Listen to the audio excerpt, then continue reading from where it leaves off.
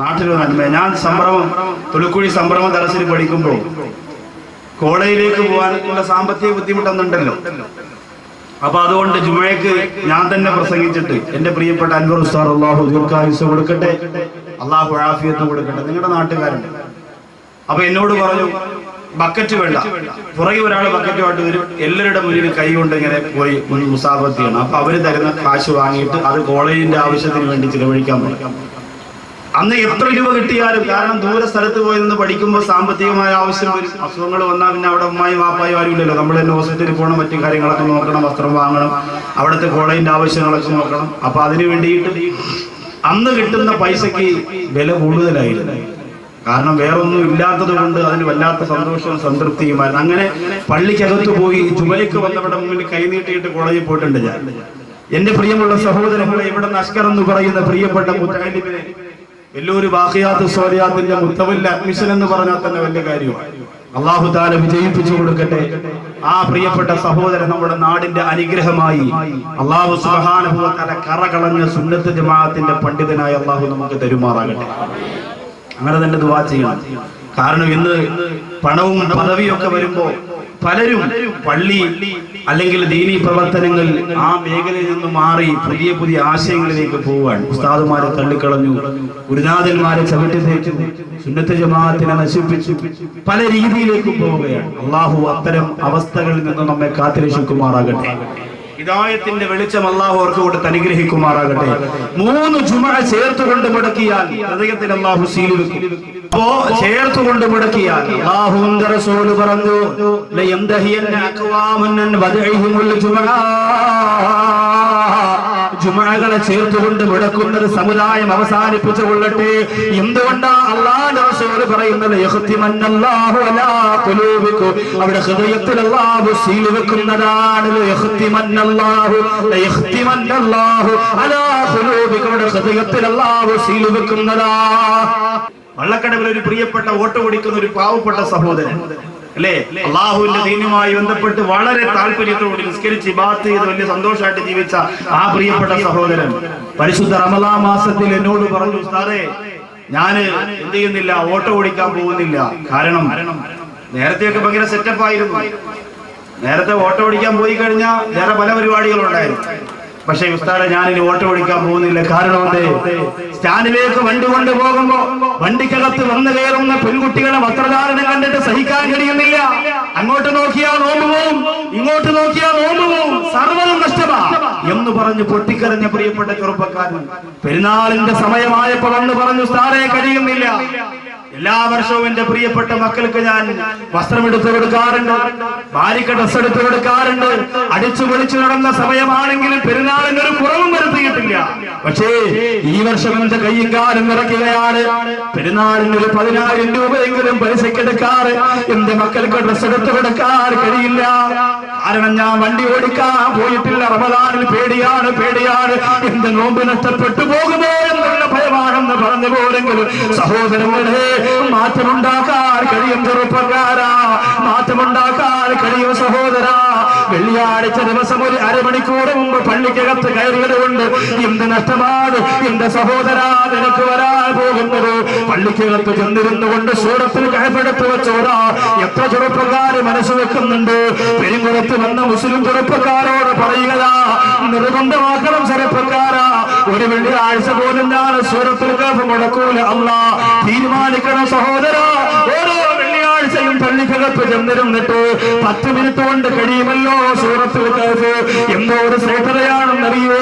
അതിന്റെ നന്മ നമുക്ക് അറിഞ്ഞുകൂടാത്തതുകൊണ്ടാ ഓതാത്തത്. വെള്ളിയാഴ്ച പള്ളിക്കകത്ത് വന്ന് സൂറത്തുൽ കഅഫ് നിങ്ങൾ ഓതിയാൽ ഒരുപാട് നേട്ടമാണ് മുസ്ലിം ചെറുപ്പക്കാരാ. യുവാക്കളെ ഇതിലെ എന്ന് ഞാൻ നിങ്ങൾക്ക് വഴിവെട്ടിയിട്ട് നിങ്ങളെ വിളിക്കുന്നു. സൂറത്തുൽ കഅഫ് ഇല്ലാതെ നിങ്ങളെ എങ്ങനെയാണ് നന്മയിലേക്ക് വിളിക്കാൻ കഴിയുന്നത്? ഒരു വിഭാഗം ചെറുപ്പക്കാരന്റെ കരയല്ലേ അസ്ഹാബുൽ കഅഫിന്റെ കഥയില്ലേ സൂറത്തുൽ കഹ്ഫിലൂടെ അല്ലാഹു പറയുന്നത്. അക്രമിയായ രാജാവിൽ നിന്ന് രക്ഷ നേടാ ഹിദായത്ത് കാത്തു സൂക്ഷിക്കാൻ വേണ്ടിയിട്ട് ഓട്ടം നടത്തിയ പ്രിയപ്പെട്ട ചെറുപ്പക്കാരന്റെ കഥയല്ലേ അത്. പെരുങ്കുളത്തെ മുസ്ലിം ചെറുപ്പക്കാരൻ പറയുന്നുണ്ട്, അത് പെരുങ്കുളത്തെ മുസ്ലിം ചെറുപ്പക്കാരൻ വായിക്കണ്ട്, അത് ഓതികിട്ട് പൊട്ടിക്കറിയുണ്ട്. അല്ലാതെ ഇപ്രാവശ്യത്തെ പെരുന്നാൾ ആഘോഷിക്കാൻ ഞാൻ നിങ്ങളോടൊപ്പം എന്ന് പറഞ്ഞ സൂപ്പർ സ്റ്റാർ വിജയുടെ പോസ്റ്റർ ഒട്ടിച്ചിട്ട് അവന്റെ പടം കണ്ട് കൈയടിച്ചിട്ട് പെരുന്നാൾ ആഘോഷിക്കുന്നു. എന്റെ പ്രിയപ്പെട്ട ചെറുപ്പക്കാരാ, സൂറത്തുൽ കഹ്ഫാണ് മുസ്ലിം ചെറുപ്പക്കാരന്റെ ആഘോഷം എന്ന് പറയുന്നത്. നിന്റെ മുൻഗാമികളാണവര്, വടിവെട്ടി തെളിച്ചു തന്നവരാണവര്, ഹിദായത്ത് കാത്തു സൂക്ഷിക്കാൻ വേണ്ടി വിപ്ലവ പോരാട്ടം നടത്തിയവരാണവര്. അവരെ മറന്നുപോവല്ല ചെറുപ്പക്കാരാ. എല്ലാ വെള്ളിയാഴ്ചയും കൃത്യമായി ഒരു അരമണിക്കൂർ മുമ്പ് പള്ളിയിൽ വന്ന് ഓതണം. അടുത്ത വെള്ളിയാഴ്ച വരെ പൈശാചിക സ്പർശനം നിനക്കുണ്ടാവൂല. അപ്പൊ 3 ജുമാ ചേർത്തുകൊണ്ട് മുടക്കാനുള്ള സ്വീകരിക്കും. ജുമാ മുടക്കുക എന്ന് പറഞ്ഞാൽ ഖുതുബയ്ക്ക് മുമ്പ് പള്ളിയിലെത്തണം. വാളെടുത്തു കൊടുക്കും. അൽ ജുമാഅത്തു ഹജ്ജുൽ ഫുഖറാഇ വഈദുൽ മസാഖീർ എന്ന് പറഞ്ഞ് വാളെടുത്ത് ഖത്തീബിന്റെ കയ്യിൽ കൊടുക്കുന്നതിന് മുമ്പ് പള്ളിക്കകത്ത് കയറി സുന്നത്ത് നിസ്കാരവും കഴിഞ്ഞ് സൂറത്തുൽ കഹ്ഫും കഴിഞ്ഞ് ഇങ്ങനെ ഇരിക്കണം. അവർക്കാണ് ജുമാ കിട്ടുന്നത്. അല്ലാതെ ഇമാം മിമ്പറിൽ കയറുന്ന സമയത്ത് പോലും പള്ളികളുടെ പുറത്ത് വന്ന് ഉപ്പാപ്പാടം ഈസാങ്കലിന്റെ കാലം കയറ്റി വെച്ച് തുടചൊറഞ്ഞുകൊണ്ട് ഫോണെടുപ്പ് ചെവിയിൽ വെച്ച് ബിസിനസിന്റെ കമ്പ്യൂട്ടറിന്റെ വസ്തു കച്ചവടത്തിന്റെ കണക്ക് പറഞ്ഞുകൊണ്ടിരിക്കുന്ന പ്രിയപ്പെട്ട ചെറുപ്പക്കാരാ, നിനക്ക് ജുമഅയില്ല. അറബി ഖുത്ബ ഓതുന്ന പള്ളിയിൽ തന്നെ പോയി നിസ്കരിക്കണം, എന്നാലേ ജുമ കിട്ടുള്ളൂ. അല്ലാതെ അല്ലാഹു ബടാഹേ എന്നൊക്കെ പറഞ്ഞ് കയറി പ്രസംഗിക്കുന്നവന്റെ ഖുത്ബ ഓതുന്നതിന്റെ മുമ്പ് പോയി കയ്യും കെട്ടി ഉള്ള ജുമാ ബാത്തിലാക്കി കളയരുത്. നഷ്ടമാണ് സഹോദര, നഷ്ടമാണ്. ഇതൊക്കെ എന്നാ തുടങ്ങിയത്, എത്ര കൊല്ലമായി എന്ന് നിങ്ങൾ തന്നെ കണക്കാക്കി മതി, കണക്ക് ഞാൻ പറയുന്നില്ല. അപ്പൊ അതൊക്കെ ആലോചിച്ചിട്ട് അടുക്കും ചിട്ടയുമുള്ള പള്ളിയിൽ പോയി കൃത്യമായി നിസ്കരിച്ച് സന്തോഷമായിട്ട് ഉള്ള ഖുത്ബയും ജുമയൊന്നും കളയാതെ കാത്തു സൂക്ഷിച്ചാൽ മാത്രമേ നമുക്ക് രക്ഷപ്പെടാൻ പറ്റുള്ളൂ. ഞാൻ നിങ്ങളോട് പറയുന്നത്, ഹിദായത്തിന്റെ വഴിയിലേക്ക് വിളിക്കുമ്പോ ഒരു ഭാഗം പോലും നഷ്ടപ്പെട്ടു പോകാൻ പാടില്ലല്ലോ എന്ന് മനസ്സിലാക്കിയിട്ട്. അപ്പൊ ഇങ്ങനെയുള്ളവരുടെ ഹൃദയത്തിൽ അല്ലാഹു സീൽ വെക്കും. ഈമാൻ കൊണ്ട് അല്ലാഹു സീൽ വെച്ചവരെ കുറിച്ച് ഖുർആൻ പറയുന്നത് എവിടെയാ? പുന്നാര നബി സല്ലല്ലാഹു അലൈഹി വസല്ലമ തങ്ങളുടെ മുന്നിലേക്ക് ഒരു പിതാവിന്റെ തല വെട്ടിയെടുത്തു കൊണ്ടുവന്ന സഹാബിയുടെ ചരിത്രം നിങ്ങൾക്കറിയുമല്ലോ. അറിയില്ലേ പ്രിയപ്പെട്ടവരെ, നിങ്ങൾക്കറിയില്ലേ? ഒരു പിതാവിന്റെ തല വെട്ടിയെടുത്ത് പുന്നാര നബി തങ്ങളുടെ മുമ്പ് കൊണ്ടുവച്ച ചെറുപ്പക്കാരന്റെ കഥയറിയില്ലേ? എന്റെ മുസ്ലിം ചെറുപ്പക്കാരാ, മറക്കാൻ പാടില്ല. അല്ലാഹുവിന്റെ റസൂൽ നബി മുഹമ്മദ് മുസ്തഫ. ആവേശമുണ്ട്, സ്വലാത്തിന് ആവേശമുണ്ട്, സന്തോഷമാണ്. പടച്ചവരെ, റാഹത്തോടുകൂടി സ്വലാത്ത് ചൊല്ലുന്ന ഞങ്ങള് മദീന കാണാതെ മരിപ്പിക്കല്ല അല്ലോ. 27 രാവിലെ വിളിക്കുന്നത് മദീനയുടെ മുറ്റത്തിരുന്ന് കരുനാഗപ്പള്ളിയിലെ അബ്ദുസത്താർ എന്ന് പറയുന്ന പ്രിയപ്പെട്ട ചെറുപ്പക്കാരൻ പറയുകയാ, ഉസ്താദേ, എന്റെ ജീവിതത്തിന് വലിയ ആഗ്രഹമായിരുന്നു അവസാന 10 ദിവസം 5 ദിവസം മക്കത്ത്, 5 ദിവസം മദീനത്ത്. അതുപോലെ ഇപ്രാവശ്യം എനിക്ക് വിസ കിട്ടിയിരിക്കുകയാണ്. 5 ദിവസം മക്കയിലായിരുന്നു, വലിയ റാഹത്തായിരുന്നു. ഇനിയുള്ള 5 ദിവസം ഉസ്താദേ ഞാൻ മദീനത്താണ്. ഇന്ന് 27 രാവാണ്. അസ്ർ കഴിഞ്ഞപ്പോ വെട്ടിക്കരന്നുകൊണ്ട് ആ സഹോദരൻ പറയുന്ന മദീനത്താണ്. സൂചി കുത്താൻ ഇടമില്ല. റസൂലുള്ളാഹി സ്വല്ലല്ലാഹു അലൈഹി വസല്ലം തങ്ങളുടെ ഹദറത്തിൽ എന്തോരം ജനത്തിരക്കാണ് ഉസ്താദേ.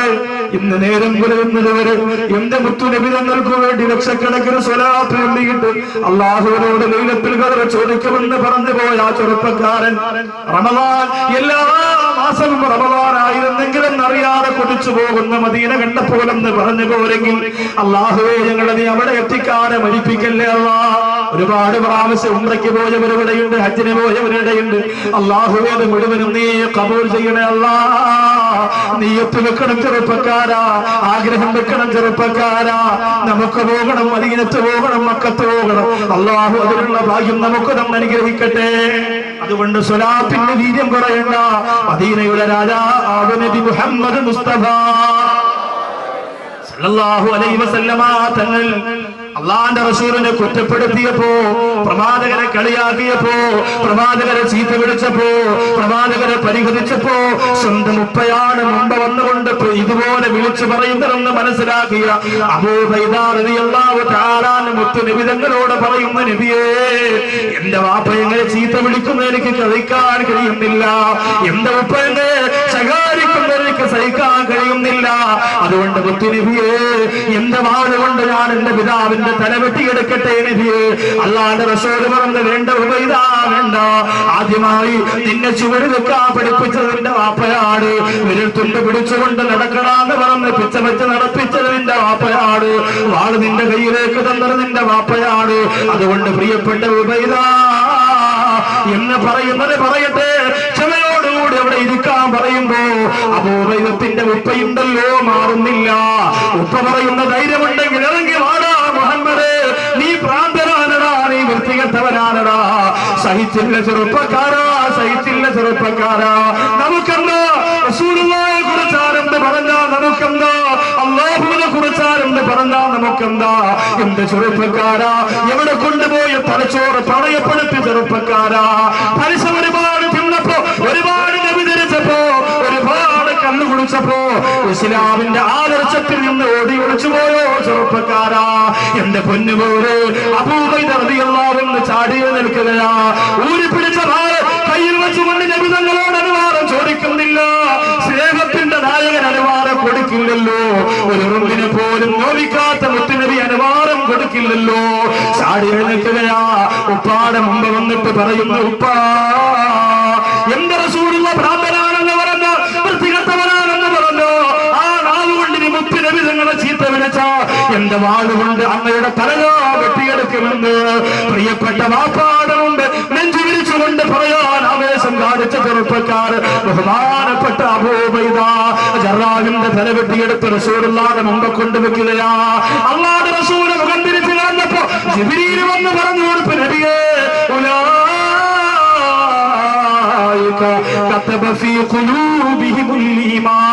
നബിയേ അങ്ങ് തലതിരിക്കണ്ട നബിയേ, അങ്ങ് മുഖം തിരിക്കണ്ട നബിയേ. അബൂബൈദയുടെ ഹൃദയത്തിൽ അല്ലാഹു ഈമാന്റെ സീൽ വെച്ചിരിക്കുകയാ നബിയേ. ഇതുപോലെ പറയണം ചെറുപ്പക്കാരാ, ഇതുപോലെ പറയണം ചെറുപ്പക്കാരാ. ഫേസ്ബുക്കിലൂടെ കണ്ട ചുണ്ടു ചുവന്ന പെണ്ണിന്റെ വെളുപ്പ് കണ്ടിട്ട് ആ പെണ്ണിന്റെ പിന്നാലെ ഈമാൻ നശിപ്പിക്കാൻ പോകേണ്ട ചെറുപ്പക്കാരാ. വിദേശ രാജ്യത്തിൽ നിന്ന് കൂട്ടുകാരൻ കൊണ്ടുവരുന്ന നിറം മാറുന്ന ഫോറൻ കുപ്പിയുടെ കളർ കാണുമ്പോ അല്ലാഹുവിനെ മറക്കുന്ന ചെറുപ്പക്കാരാ.